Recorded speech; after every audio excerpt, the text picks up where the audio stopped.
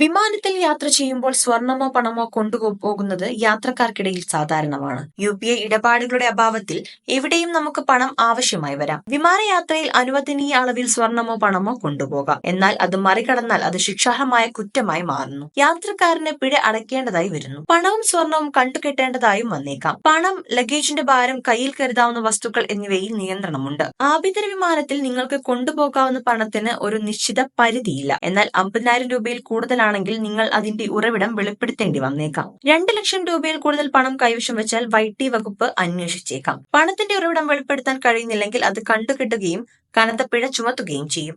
നേപ്പാൾ, ഭൂട്ടാൻ ഒഴികെ മറ്റേത് സ്ഥലത്തേക്ക് യാത്ര ചെയ്യുകയാണെങ്കിലും $3000 വരെ വിദേശ കറൻസി കൊണ്ടുപോകാൻ കഴിയും.